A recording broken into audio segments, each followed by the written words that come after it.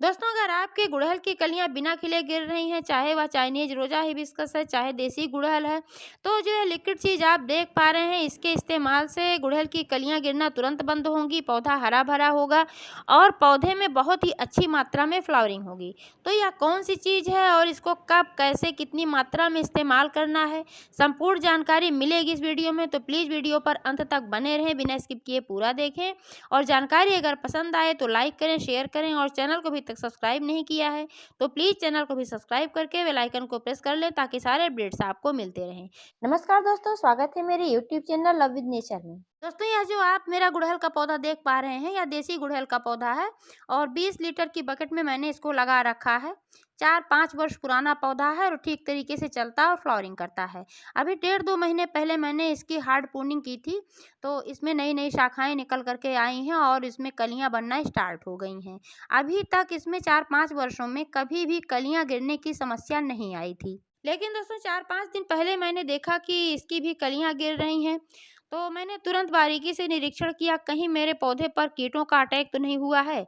क्योंकि जब कलियां गिरती हैं तो इनके 3 प्रमुख कारण होते हैं। वैसे छोटे-छोटे कई कारण होते हैं, लेकिन 3 प्रमुख कारण होते हैं। जैसे कि कीटों का अटैक जब हो जाता है तब भी कलियां गिरती हैं, चाहे वो मिलीबग्स हों, एफिड्स हों, स्पाइडर माइट्स हों, कोई भी कीट हो तो कलियां गिरने लगती हैं। और दूसरा प्रमुख कारण होता है पानी की अधिकता या कमी। जब आप बहुत ज़्यादा पानी डाल देते हैं तो जो जड़ें होती हैं कमज़ोर हो जाती हैं, जड़ें सड़ने लगती हैं और पौधा स्ट्रेस में चला जाता है तो फिर कलियां गिरने लगती हैं। और जब मिट्टी ज़्यादा ड्राई होती है, मिट्टी की नमी ख़त्म हो जाती है, तब भी कलियां गिरने की समस्या होती है। और तीसरा बड़ा कारण है दोस्तों, पोषक तत्वों की कमी। पोषक तत्वों में विशेष तौर पर पोटेशियम, कैल्शियम, मैग्नीशियम, इन सभी तत्वों की जब कमी होती है तब पौधा कलियां गिराने लगता है। कई कंडीशन में जब प्रोटीन की कमी होती है तब भी कलियां गिरने लगती हैं, या फिर कलियों का विकास नहीं होता है या फिर कलियां गिरने लगती हैं। आयरन की भी कमी कहीं ना कहीं थोड़ा बहुत जिम्मेदार होती है, लेकिन इसको निश्चित रूप से नहीं कहा जा सकता केवल आयरन की कमी से कलियां गिरती हैं। वो आयरन एक सभी लक्षणों में शामिल हो सकता है केवल, कि आयरन की भी कमी से गिरती हैं, लेकिन खास करके पोटेशियम, मैग्नीशियम, कैल्शियम, इन सब चीज़ों की भूमिका होती है। इसके अलावा दोस्तों, जब मौसम चेंज होता है तब भी कलियां गिरने लगती हैं। बहुत अधिक ठंडा मौसम हो जाता है तब भी कलियां गिरने लगती हैं जब ओवर वाटरिंग वगैरह होती है। और जब बहुत तेज धूप लगती है, बहुत अधिक गर्मी पड़ती है, ज़्यादा देर धूप में पौधा रहता है, तब भी कलियां गिरने लगती हैं। तो दोस्तों, मेरे पौधे को मैंने ध्यान से देखा तो पानी की तो समस्या है नहीं, क्योंकि मैं पानी संतुलित मात्रा में ही अपने पौधे को देती हूँ। और जो कीटों की बात है तो इस पे कीड़ों का भी अटैक उस तरीके से नहीं हुआ है। सिर्फ एक कली में मुझे दिखाई दिया कि एफिड्स का अटैक हुआ है, तो एक कली पर है तो इसको भी मैं इस पर ट्रीटमेंट कर दूंगी, ये भी खत्म हो जाएगा। और बाकी कलियां जो हैं या पत्तियां हैं, कहीं पर भी किसी प्रकार के कीड़े नजर नहीं आ रहे हैं। तो ये 2 चीज तो क्लियर हो गई कि इन सब चीजों की समस्या नहीं है। अब बचता है पोषक तत्वों की कमी। तो निश्चित रूप से अगर मेरे पौधे की कलियां गिर रही हैं तो इसमें है पोटेशियम की कमी। और आज मैं ऐसे ही फर्टिलाइजर का इस्तेमाल करने वाली हूँ जो कि पोटेशियम रिच होगा और साथ में कीटनाशक का भी काम करेगा।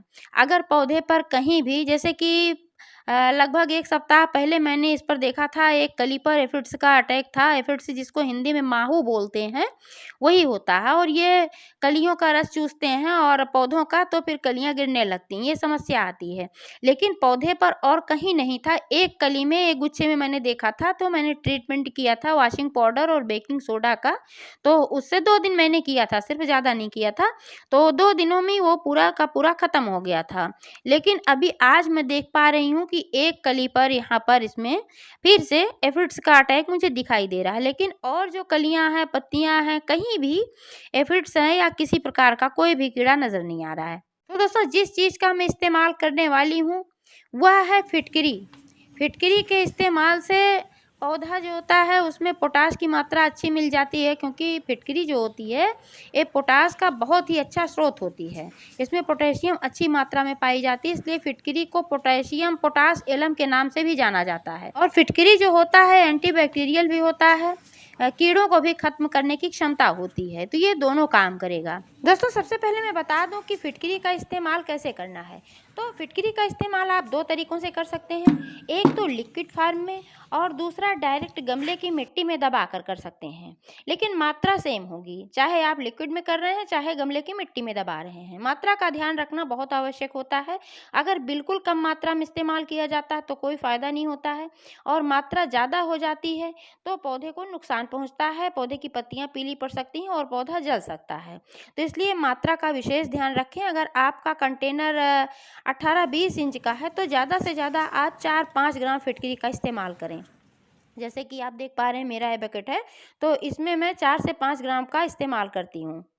दोस्तों, जब आप मिट्टी में दबाते हैं फिटकरी को तो धीरे-धीरे जब उसमें आप वाटरिंग करते हैं तो उसके पोषक तत्व रिलीज होते हैं और पौधों को फ़ायदा पहुंचाते हैं।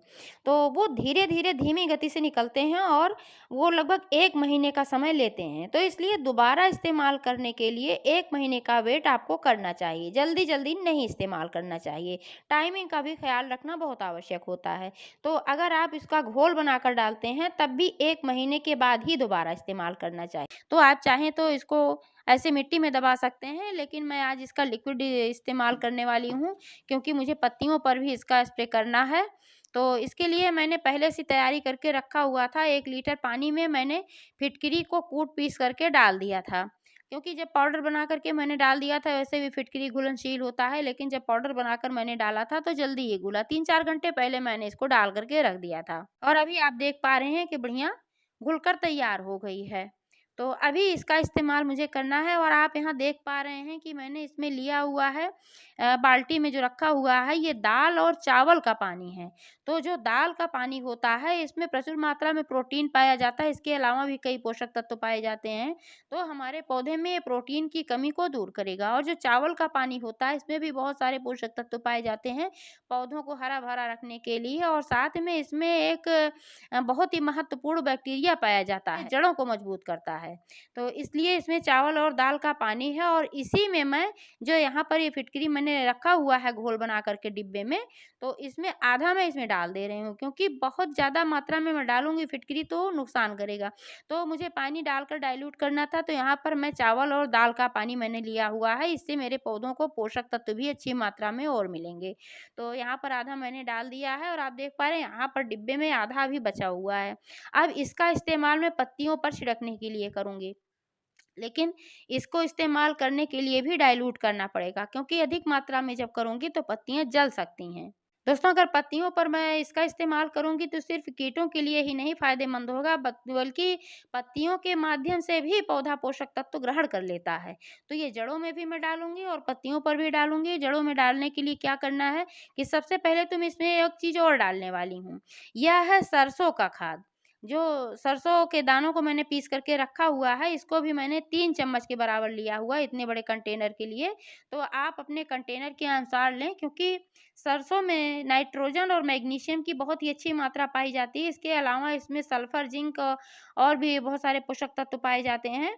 तो ये गुड़हल के पौधे के लिए और सभी पौधे के लिए बहुत ही बढ़िया होता है। इससे पौधा हरा-भरा भी होता है क्योंकि नाइट्रोजन और मैग्नीशियम जो होता है, इससे इसमें पत्तियों का विकास होता है, ब्रांचेज का विकास होता है, पौधा हरा-भरा रहता है, क्लोरोफिल का निर्माण बढ़िया होता है। तो इसलिए इसमें ये जो नाइट्रोजन, मैग्नीशियम होता है बहुत ही फ़ायदेमंद होता है। इसके अलावा सरसों के इस्तेमाल से गुड़हल में अच्छी मात्रा में कलियाँ भी बनती हैं और फ्लावरिंग भी अच्छी मात्रा में होती है। इसलिए गुड़हल के लिए सरसों का खाद बहुत ही अच्छा होता है। तो इसमें मैंने सरसों का खाद डाला हुआ था लगभग 20-25 दिन पहले। तो अब इसमें दोबारा डालने की ज़रूरत है। लगभग 1 महीने में 1 बार इसमें सरसों का फर्टिलाइज़र और गोबर की खाद अवश्य डालें। क्योंकि गोबर की खाद में भी नाइट्रोजन, फास्फोरस और पोटेशियम संतुलित मात्रा में पाया जाता है। इसके अलावा भी कई पोषक तत्व पाए जाते हैं, तो गोबर की खाद बहुत ही अच्छी होती है। तो आप देख पा रहे हैं यहाँ पर मैंने लिया हुआ है 3 चम्मच के बराबर और इसको ऐसे ही मिट्टी ऊपर से निकालने के बाद यहाँ पर ऐसे ही डाल देना है।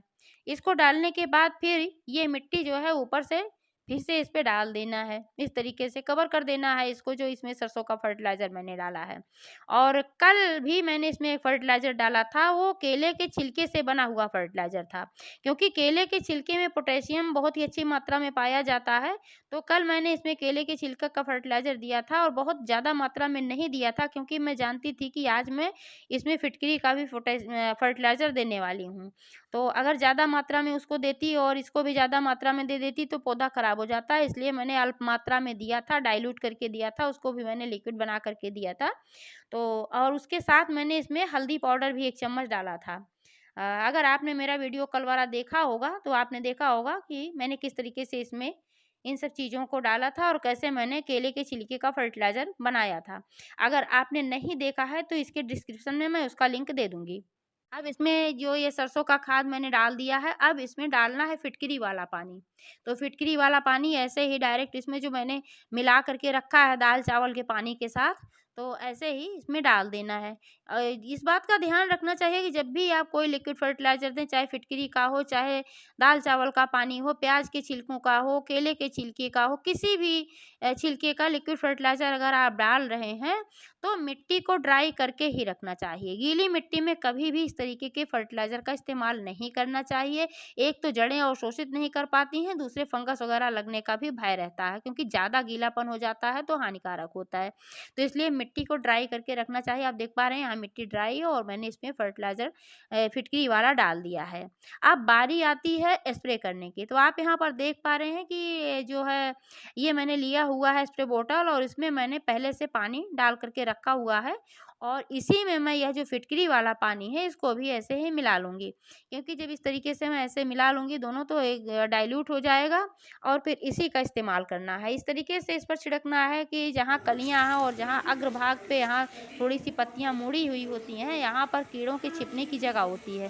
तो इसलिए ऐसी ही जगह पर इसको स्प्रे करना है, ऐसे फ़ोर्स के साथ स्प्रे करना है और कहीं भी बचना ना नहीं चाहिए। जब हर जगह स्प्रे हो जाएगा तो कहीं कीड़े वगैरह होंगे भी, तो फिर वो नष्ट हो जाएँगे। दोस्तों, इस तरीके से फिटकरी का इस्तेमाल करके, केले के छिलकों का इस्तेमाल करके, हल्दी वगैरह का इस्तेमाल करके आप अपने पौधे को कीड़े-मकोड़ों से भी बचा सकते हैं और कलियाँ गिरने से बचा सकते हैं, अच्छी फ्लावरिंग पा सकते हैं। जानकारी कैसी लगी कमेंट करके अवश्य बताइएगा। पूरा वीडियो देखने के लिए बहुत-बहुत धन्यवाद।